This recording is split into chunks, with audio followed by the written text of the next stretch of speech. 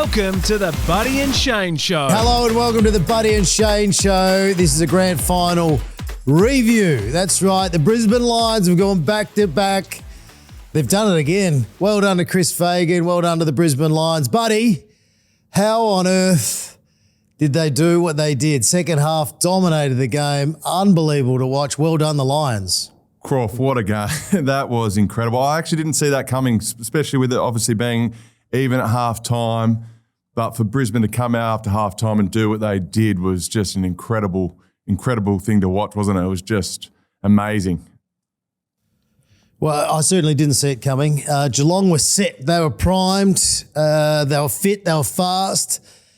But the one thing, well, we've been saying it all year, Brisbane, when they get into top gear, they can be better than anyone. And wow, just the way they move the footy, the way they connected, especially after halftime, their run, the way that they sort of, Harris Andrews does what Harris Andrews does. Can you believe it? They're trying to shut Harris Andrews down, and yet he keeps intercepting, keeps getting into the right spots, being that roadblock that he has. What a super player he's been. Yeah, well, Harris has been such a great player for so long. But you look at their leaders, Croft, obviously Neil coming on after halftime. What a coaching move that is. Obviously had his little niggle with the calf, missed 3 weeks, obviously did everything possible to get up for the game. Like, I think it just credit to Lachie Neale. I sort of had question marks on him going into this game, but I think 60 hours in a hyperbaric chamber. It shows you the dedication, doesn't it? Obviously, you want to win a premiership. You do absolutely anything this time of the year to get up for the game. But it just shows how professional he is to get up and play so well, especially to have come on and have 17 touches. But I just want to go back to the leaders. I thought Lachie coming on, Harris Andrews, Zorko, three or four of their leaders really stood up when it counted, Croft. And then obviously they're still such a young team, aren't they? They're all babies, which is a good sign for them going into the future. And I think they've got one in the draft, top 10 this year, who's going to possibly slot straight into the midfield, a bit like Ashcroft next year. So they keep coming. It was 13 goals to 6 after halftime. When you look from a Norm Smith point of view, there's probably 5 players there that could have won the Norm Smith. You got Harris Andrews, McCluggage, whose second half was massive, and he kicked 4. Yeah. Zach Bailey could have kicked 10. Could have kicked at least 7 goals. Yeah, I know he had about 10 shots. You got Fletcher. Fletcher was enormous, used the ball so well. And then you got Will Ashcroft. So it was a very even performance, and that's exactly what you want. And then that's not talking about, all their other role players who did significant jobs on the day. And then you got Dane Zorko floating from half back. So that was a tough one. Did you think Will Ashcroft going to win the Norm Smith? I did. With probably about 5 to 10 minutes to go, I thought he was going to win it. I thought he had a sensational game. It just shows you how classy this young guy is. He's so clean, never fumbles, knows where his other teammates are with him and by foot. Especially when the pressure is at its hottest, he was the cleanest player on the ground, that's for sure. I wanted to go back to Josh Dunkley. I thought his job on Bailey Smith was tremendous. It was obviously he went into the game with a sore foot, which most players this time of the year usually have injuries going into a game. But that's a significant syndesmosis injury he had, Croft. So to get up for that game was incredible. And just his job he did on Bailey. Obviously, Bailey still had possessions, nearly had 28, 29 touches, but he did stop his run and carry, and I thought his job on the day was awesome. Yeah, so Bailey Smith and Holmes, they tried really hard, but the difference between the Geelong midfield and the Brisbane midfield was their skill level under pressure. You got McCluggage, you got Zach Bailey, you got Will Ashcroft. What they can do, and then you bring Lachie Neale, what they can do under immense pressure is they still can get the ball to advantage to a teammate. And that's the difference, and especially with the kicking. That's an area that they definitely excel in. And you're talking about Dunkley, that's a good pickup by you. So the syndesmosis injury, it's an 8-week injury that he had. And then on top of that, he's booked in tomorrow to go and have a shoulder reconstruction. So that just shows you Dunkley was unbelievable during the finals. And then on top of that, Berry will be going in with him, who pulled out because he wasn't sure if his shoulder could cope with playing in a grand final. So he's going in for surgery with him as well. McCluggage's knee was heavily wrapped up. Lachie Neale somehow comes into a grand final off a calf and has a second half super sub like never before. It's a fine line, but they've done it. They've found a way. And, the old master, Chris Fagan, he's seen it all before. He's been a part of a lot of teams that have got it right, and he's probably been a part of some teams that have got it wrong. But he nailed it, absolutely nailed it. Well, he'll go down as one of the all-time great coaches, Croft. He's done it, hasn't he? To win back-to-back premierships, spending the last 3 grand finals speaks volumes of the coach Fags is. So he just gets his players up. They want to play for him. The leaders do their thing. Then all these young kids coming through. Obviously, you've got Ashcroft, you've got Morris, you've got Wilmot, Lohman, Fletcher, Gallup. These guys are going to be around for a long time. So they're going to be in this window for many, many years to come. But, yeah, I thought Fags, for instance, obviously hanging Berry's jumper up before they ran out. I think that there's things like that. He thinks about the players that have missed out, and that makes the guys that run out want to play for, obviously, Berry, but also the jumper. And he gets the players up, and, they delivered for him once again. So well done. We had Oscar McInerney last year, so they really themed it around him. He's got his premiership medallion now. Now he's got 2 because Chris Fagan gave him his last year. And I was walking, it's funny because I was walking to the MCG Saturday morning, and I was walking through the park and I saw one guy, and he was as big as the trees, and it was Oscar McInerney. So I yelled out, "Oscar, go get him." And he was just having a nervous walk before obviously playing in the grand final. And then I thought, you know what, I better send the old fella Chris Fagan a message. I said, "Go get him, good luck." And then he came back to me within an hour. I'm like, hang on, I wasn't expecting a reply, just with a thumbs up, ready to go. So obviously a bit of time on their hands, but well done. When you look through it, Zach Bailey was unbelievable. We kicked 3-6. He had 23. Lachie Neale was a super sub. Harris Andrews was a brick wall. Fletcher, Josh Dunkley, as you said. Starcevic on Dangerfield. We did sort of just glance over it last week about backing up the week after having such a huge contested game, Dangerfield. Can he get to that level again? And I think it's just shown you with Collingwood, with some of the older players, and then also with, Geelong and Dangerfield. It's hard to back up this time of the year when you played all year, even though some of them missed some games, but it's just hard to be at your very, very best week to week, especially as a senior player. Certainly is, Croft. Obviously, to get up, it was a short turnaround, 6-7 days, and obviously being 35 years of age is against your favour too. So it's hard to back up, but I think they'll definitely be disappointed. I think Dangerfield's speech after the game was pretty incredible, Croft. I think it just shows his leadership and the way he speaks is pretty good. They got beaten by the better team on the day, but I thought his speech after the grand final was pretty incredible. He leads from the front. Obviously, you look to your leaders when you get beaten in the grand final like that, and I thought his speech after the grand final was pretty classy. Yeah, and coming into the grand final, I thought Geelong would win. I just thought everything was perfect for them, perfect preparation. Yes, Stewart went out of their team, but they were so even. I thought their bottom 10 could contribute better than Brisbane's bottom 10, but that wasn't the case. Geelong had a great year. They really did. They're such a great football club, and they had a wonderful year.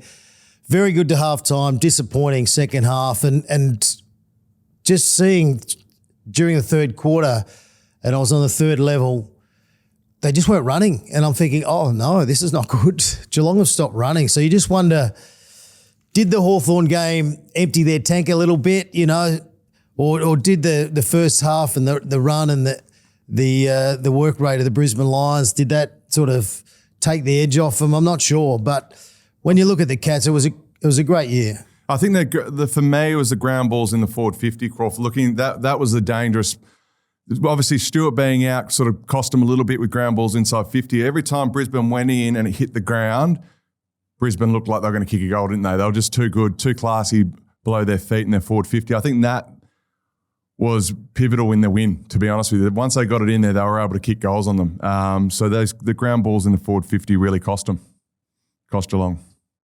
I really couldn't believe what I was watching. I still am in a little bit of shock of what Brisbane were able to do, because I know Geelong are a bloody good side, and just the way in that last quarter they made them look like Oz kickers, and it's probably been disrespectful, but the way that they were just able to have extra numbers to do what they did, the way the midfielders dominated through the middle but also pushed forward and kicked goals, I still am in shock with the margin and the way that they did it. But from Geelong's point of view, Dempsey was good. He kicked 4. Jeremy Cameron, unbelievable courage to get back out there with a broken arm. Dangerfield, obviously, it wasn't his day, but he's such a wonderful player. Bailey Smith and Holmes, they tried hard.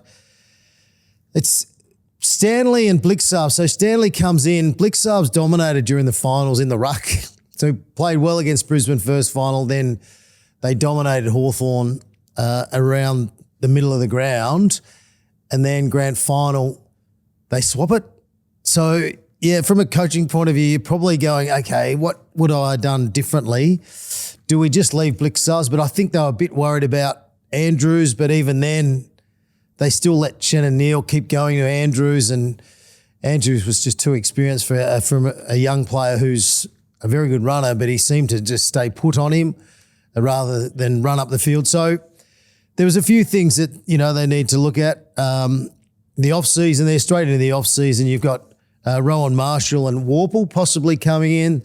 So they're definitely going to be there next year. But extremely disappointing second half in the grand final. Crop, I want to go my favourite play of the day. I thought in the third quarter when Zorko attacked the ball on the half-forward flank, obviously flicked it over to Neal. Neal kicks a goal. I thought that was a turning point in the game. Obviously they had momentum, but that opened the floodgates, didn't it, really? From that point on, they really had all momentum, and it was led by their leaders, as I said at the start of the program. They all stepped up when they needed. And what we spoke about all year is momentum. Momentum plays a huge part in winning games, and on the biggest stage of all, that momentum was in Brisbane's favour, and they capitalised big time and ran away with the game. And they had to do it the hard way all year. They get themselves, top 4. Last game of the year, they have significant injuries. Hipwood goes out, their forward line. Everyone was saying that I'm not sure if they've got the tall forwards to do what they need to do. They just did the job. They did the job. And even now we're thinking, how on earth did they do that? Their smalls were amazing when they needed to be good. They lost the first final to the Cats.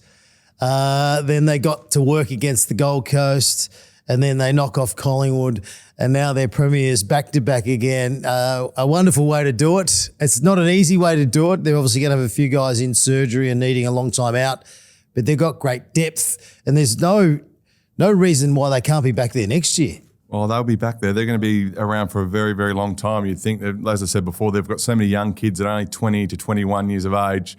So they're going to be in this window for the next 5, 6, 7 years for sure. But I think it just shows you, obviously back to Chris, that it's a system they play a system, Brisbane. It doesn't matter who's there. It doesn't matter if they don't have a key forward. They find a way. Obviously they've got young Logan, but he's only 19, 20 years of age. He's going to keep getting better with the more games he plays. But they just play a certain system. Obviously they play for Chris, and they're getting it done on the big stage. So well done, boys. And they have a theme. Obviously last year, Oscar McInerney being out, so there's a bit of heart and meaning to it, and then Berry this year. But last year it was dancing on ice. This year it was run towards the fire.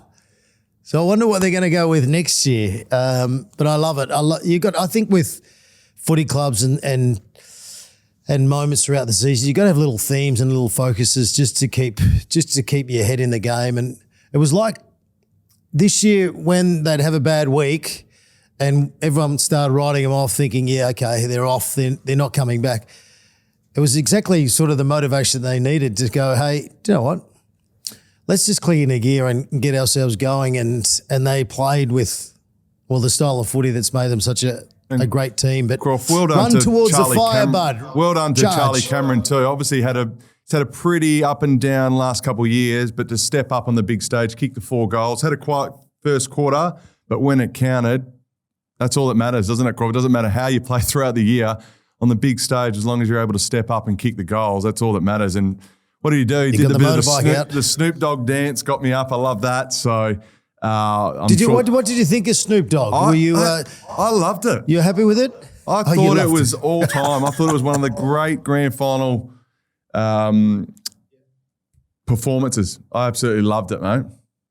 Really? Yeah, mate. Okay, good. No, well, that's it. It's not for everyone, but it was good. He had everything up and about. So you didn't like it? It looked good. You didn't like it? No. I wasn't familiar with some of the songs, but no, it wasn't designed for me. But I love the theatre of it all. You know, he's not a big mover, so he needs a bit happening behind, and there was lots of explosions and fireworks and bits and pieces to take your eye away at times. But no, he was great. He really he just threw himself in to the AFL week, got involved, went down to the SP, did a little private gig, and then saved himself for grand final day. And to Buddy Franklin, he lifted and he started grand final the way it needed to be started. So anyway, we'll have a think next year about who needs to come and be involved in the entertainment next year. But Buddy Franklin, that's a massive tick. So the AFL will be happy with that. Well done. Now you're listening to the Buddy and Shane Show for AIA Australia, a life, health and wellbeing insurer with a commitment to helping Australians lead healthier, longer, better lives. Thank you so much, AIA, who have powered our vodcast throughout the year, and we definitely appreciate your support. It's my favourite segment. It's our only segment. It's time for Buddy's Young Star of the Week for the Kia Tasman. Here now. Yes. You got one, surely? I do. There's plenty. I've got Fletcher, Croft. Pretty impressive. Dustin Fletcher. Jasper. Now, what a performance, Crawford. On the big stage, 29 touches. He was just dynamic, wasn't he? He makes things happen on that back half, slices through the midfield, just hits targets. And he's another young kid coming through, isn't he? That's really impressive. Calm under pressure. I think that's a big one, being composed with ball in hand. And every time he got the ball, he made something happen. So I think it was pretty stiff not to win the Norm Smith, Croft. He would have been right up there, I'm sure. So I think Hodgie had him most votes for the Norm Smith. So that says a lot, doesn't it, really? He's an impressive young kid. And as I said, they're going to be around for a long, long time, these young kids coming through. The son of Adrian Fletcher, who was a great player, played for a lot of different clubs, but was a very good player. But his composure under pressure and his ball use was massive. As you said, got 3 votes from Luke Hodge, who's a very harsh judge, but he obviously loved what he was doing. And he can definitely move to an on-ball role moving forward. So look out for Jasper Fletcher. Well done. Buddy's Young Star of the Week, thanks to the Kia Tasman. I'll tell you what, the Kia Tasman is everywhere at the moment. The most Australian Kia ever developed. It's built tough, it's tested hard, it's ready for anything. Whether you're hauling, towing or taking the road less travelled, the Tasman is made for the job. The Kia Tasman. Buddy's got one now. Yes, he does. Got the board in the back. Absolutely loving it, Croft. The worst surfer on the Gold Coast, Buddy Franklin. Hey, we've filmed this podcast on the Gold Coast, so we are Queensland made, and we've got 2 of our teams into the grand final, the Brisbane Lions and also the Broncos. How do you reckon it's off the back of the Brisbane? podcast? How good is What's it? that? Did you watch the Broncos yesterday? I did. It was I pretty did. The only problem is they're playing my Melbourne Storm. So I'm a Storm man, and I know you're a Broncos. So come on, the Storm. See if we can Get it smash done, the Broncos. But let's hope it's a good game. I'm sure it will be. Yep, you with that? Hey, we're going to talk about We're AFL just podcast, briefly. mate. I'm sure there's plenty of NRL supporters, and it'll give us AFL lovers something to support next week with Melbourne Storm going into the grand final. I want to talk about the trade period just briefly, but it's all happening, and it'll all happen right now because the season's over, the exit meetings have happened, the AFL grand final is decided with the Brisbane Lions dominating, but now everything turns to which players are going to go where, and there's a lot of players who want to change, whether it's to go interstate or they want to go to a club where they're going to get more opportunity and play in positions that they'd like to play in. But it's all happening. So I'm just going to throw a few names at you. I had a look in the paper today, and there's 52 names. And I'm like, oh, that's too many. And half of them I've never heard of We only before. want the guns. Come on, Croft. Throw them at me. We only want the guns. Christian Petracca. It's heavily touted. Adelaide, with their midfield, they do need a Christian Petracca, but do you think that's a possibility? Do you reckon Melbourne will let him go, or will he stay? Will he stay? Will he go? Well, he wanted out last year, didn't he? So I'm sure he probably wants the same. They've been able to work on it all year, though, I reckon, this year, whereas last year it was sort of, hey, 2 weeks leading into the trade period, whereas his management's had all year to try and move the magnets. Yeah. I think they'll definitely be looking at that, Croft. Obviously, new coach come in. Obviously, Melbourne are looking to – they haven't offered Stephen May a contract. So, you know, I think they're going to be probably going down that youth, playing youth. And, you know, if there's a trade there for Petracca, I'm sure that they'll probably look into it. There's no doubt about that. Whether it's Adelaide, maybe Hawks look at him too. I think he'd suit that midfield. But I think he's got some connections in Adelaide. So who knows? Who knows? It'll be very interesting in the next few weeks to see how it plays out. A very decorated and dedicated, highly professional player. He'd be great at any football club. You spoke about Stephen May, hasn't been offered a contract. Would you pick him up? Would you, should he go to North Melbourne for a year or two and try and help their defence? Maybe the Bulldogs. You've been saying the Bulldogs need someone big and strong. Well, yeah, I think Bulldogs, Swans. I think Swans would be definitely looking at May. I think that's been an area that Swans have probably struggled a little bit with key forwards kicking goals. I think you've got obviously Tom McCartan down there, he plays an awesome role, but maybe having another intercept marker with Stephen coming to the club, maybe they'll look at that. So I'm sure they'll be looking at all those things to make sure their defence is good. But Bulldogs will be doing the same too. I think getting May to Bulldogs would be huge because they really struggled, didn't they, with that back line this year with goals getting kicked against them. Calamarchi, it seems like he might be off to Adelaide. He's got a couple of premiership medals, so that's fair enough. And then you got the interesting ones, Brandon Starcevic. So West Coast have been into him. It's believed that they've offered him $900,000 a year for 4 years or something. So as a backman, as someone he came off on the weekend with a bit of a head knock. He's had a history of head knocks.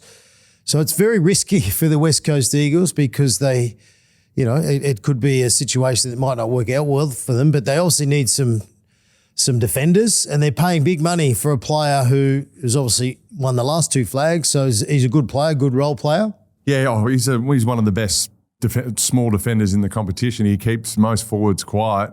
I think you don't really see many forwards kick goals on him at all. So he'd be a big loss if he was to be traded to West Coast. But yeah, those head knocks, Croft, they're pretty, when you're getting 2 or 3 a year, they're saying you need a little bit more time to rest your head. So, it's going to be very interesting to see what happens in the next few weeks with him, whether he does go back to Perth or he stays in Brisbane because, he looks like he loves the club and is enjoying his time. I think winning back-to-back premiership sort of helps. So whether he goes back there to a team that's only won 1 or 2 games in the last couple of years, going from the top of the ladder, winning flags to down the bottom, I think that's it's different if you're going to a team that's going to be competing in finals, but when you go into a team that's down the bottom of the ladder not winning, I think that you'd have to think long and hard. Is that the right decision for your football? Zach Merrett, there's talk about Hawthorn, and now this week there was talk about they've tried to mend a few bridges, and hopefully the not. Essendon hierarchy are saying he's not going, he's staying, but my mail is he wants out and he wants to get to Hawthorn, and there's nothing left in his locker. So they're going to somehow get the job done. So what's changed? And if they're saying, Welsh has come in and said that he's staying, but if he's had the meetings with Hawks and he wants out, you want out. I don't think anything can sort of change your thought process. Once you're done, you're done. But who knows, Crawford, we've seen funnier things, but it would be pretty hard for him to walk back in that club, you'd think, with the things that have taken place in the last couple of weeks. Yeah, I think it'll be one that'll be done right in the last couple of minutes because they'll be trying to get as much as they possibly can, Essendon. But I think they might get a Huswaite out of it. They might get a Reeves from Hawthorn, who's a really good ruckman. He can get his hand on a lot of the footy. So I think they'll get a low draft pick. I think they'll get out of it fairly well. Charlie Curnow. Now there's talk about Geelong as well. So the Sydney Swans and now Geelong. Geelong have said they're interested. They've just got to find a way. So they're going to have to go and knock on Cotton On's door and say, what can we do? How can we get him down this way? That Interesting times. Imagine him teaming up with Cameron. That would be the best two key forwards in the last 10, 15 years playing together. That'll be pretty incredible to watch those two. But hopefully he gets to the Swans and they can hopefully get something done for him. But, it's hard though, Croft. When you're contracted. And I'm sure if I'm Carlton, I'm saying, no, you're staying. You are staying.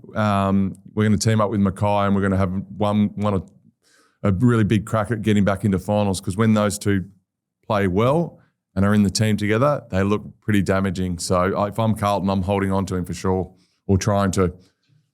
Jamie Elliott, Collingwood, still hasn't signed. Interest from the Gold Coast Suns. Such a good player. I can't imagine. He's a Collingwood player. They're not going to let him go. Myercheck is heavily rumoured to be going to Melbourne. So Melbourne desperately need someone in their forward line to be a bit of a focal point, a bit of a bash and crash. I don't mind that from Melbourne's point of view. Well, I think Elliott, go back to Elliott. Elliott was looking to go to Brisbane a couple of years ago and then sign the contract. But that would be a big loss. If he was to leave, that leaves a big gap for Collingwood as a small forward. He's kicked nearly 50, 60 goals this year. Small forwards, they don't grow on trees that kick goals, and he's so damaging. So if they were to lose him, I was reading it looked like it was over money. So you're just finding that money if you're Collingwood and just keeping him happy.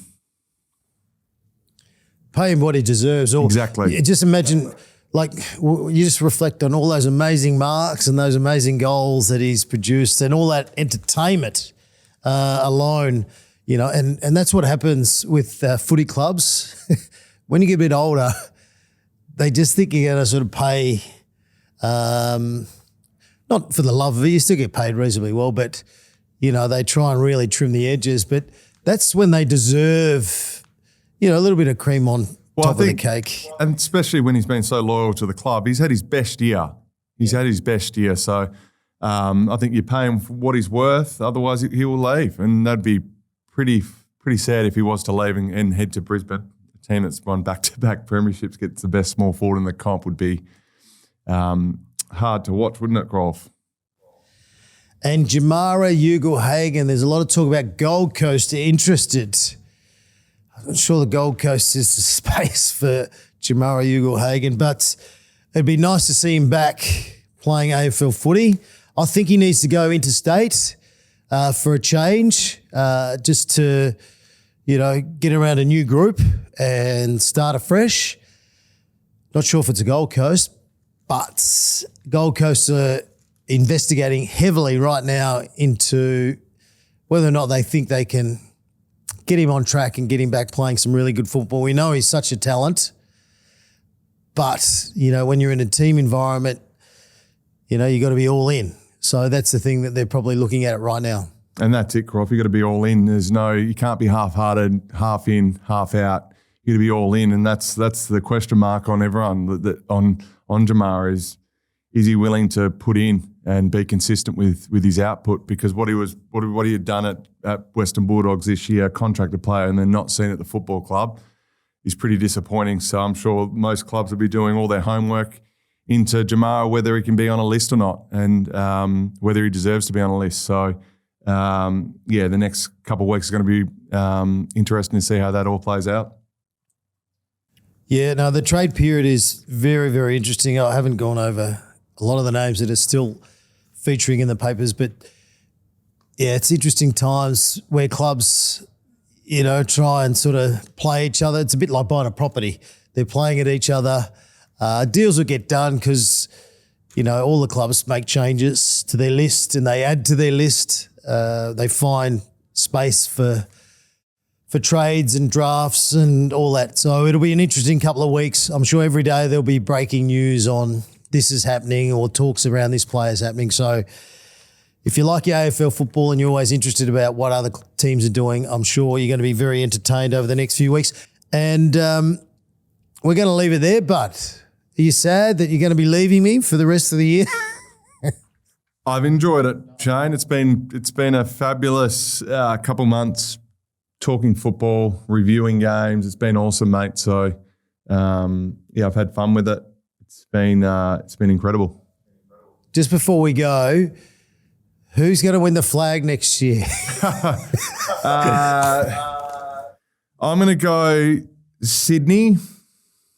Sydney to be back. Curnow in the number 23. At Sydney. Kick 80, Swans win the flag. Oh, there you go. Charlie Curnow to play for the Swans in the number 23 and the Swans to bounce back Would be and win the nice, wouldn't flag it? next year.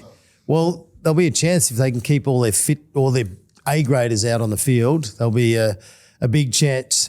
I just want to say thank you to AIA Australia who have been amazing and Kia.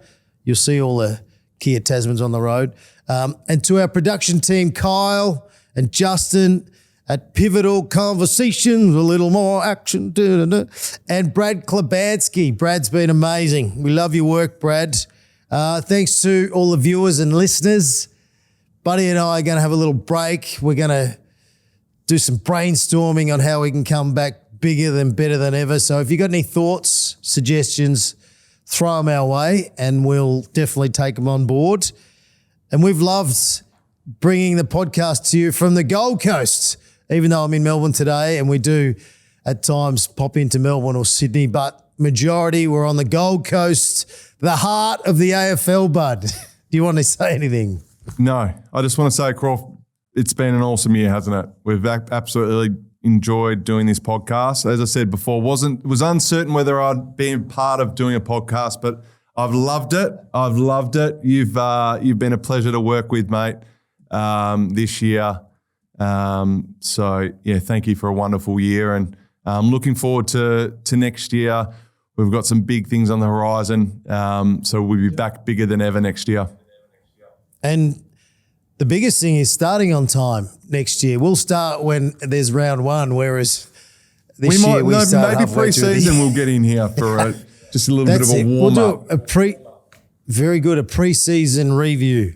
I like that. No, it's been a lot of fun. Well done, bud. We've loved it, hearing from you. And I know the listeners and all the viewers have loved hearing from Buddy Franklin. So well done. All the very best. Good luck with the trade period. Beautiful. Buddy Franklin, you're a bloody legend. All the best. Thanks, Barry. See you, mate. Good luck with your marathon in New York. I'll tell you what, if you don't win it, we're going to be very disappointed. Going for 2 hours.